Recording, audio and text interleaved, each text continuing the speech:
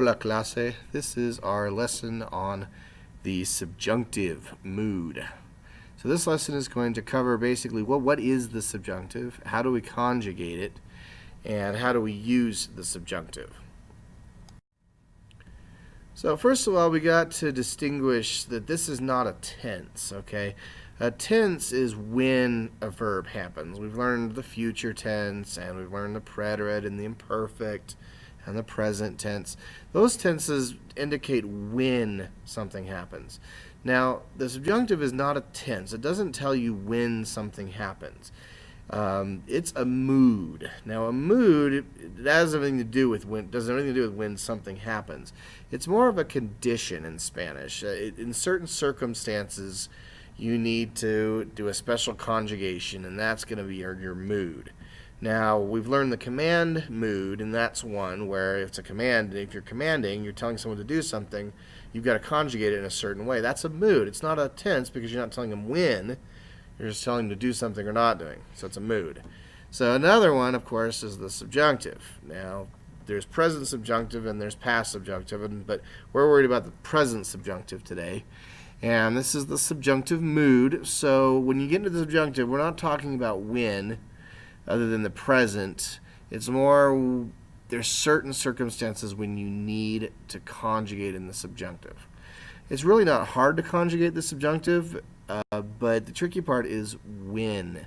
When do we use the subjunctive? All right. So when is the subjunctive required? It depends on the situation, okay? Now, it depends on what your sentence is saying. So, subjunctives, you're going to find those in compound sentences. Sentences that have more than one verb. So, when your sentence expresses the idea of uncertainty, if you're giving advice, giving your opinion, once you state that, the rest of the sentence you're going to want to use the subjunctive. So, there's a lot of, and these are, I kind of call these trigger words. It's certain words, certain compound, little bits of words, whatever you want to call those, or trigger the use of the subjunctive when it comes next. So I'm going to give you guys just a few of these prompts. These ones, just to scratch the surface of them here. There's a lot of them. But here are I call these subjunctive prompts. So these are prompts that when they come first in the sentence, the next part of your sentence will have to be conjugated in the subjunctive mood. All right, so here they are. We have yo sugiero que, yo recomiendo que, es importante que, es posible que, es necesario que, and es bueno que. Now, notice number 6 es bueno que. You could also say es malo que, or you could say no es muy bueno que. It's the whole idea that you're expressing an opinion there. Same with number 5. You could say no es necesario que. Number 1 and 2 don't necessarily have to be yo. So you could say mi mamá recomiende que, or mis amigos sugieren que. It doesn't really matter, but you got that que there, and the first part is, as you can see in all of these examples, the first part is indicating some kind of an opinion or something that you believe. That's kind of the idea of the subjunctive. So this is so what's going to come next then is, so you take like yo sugiero que, and then whatever verb comes next, like bailar or whatever, then that will conjugate into the imperfect. Into the subjunctive.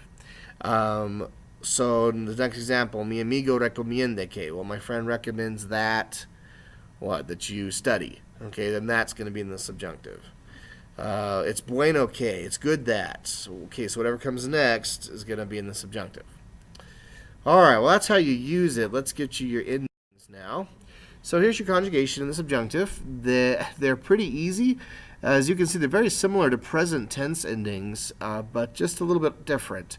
So for AR verbs, instead of A, it's going to be E. So you go yo he, tu es, then hemos, es, and en.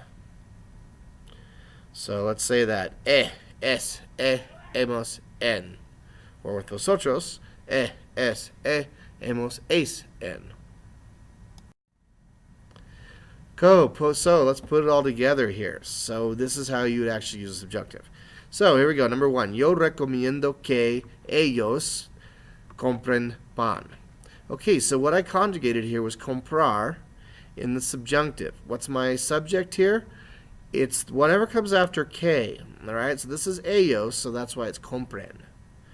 Don't worry about what comes in the first. The first part is just sort of like your trigger. Then you have que, and the next part will be subjunctive. So number 2, es importante que tú bailes, conjugating bailar, according to tú.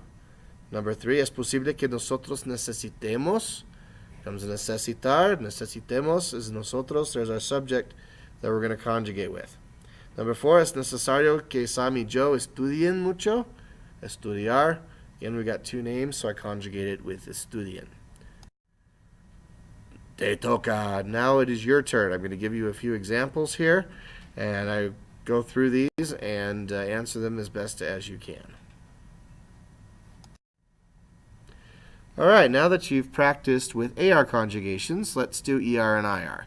So the good news is, like many other tenses or moods or whatever, ER and IR share the same endings.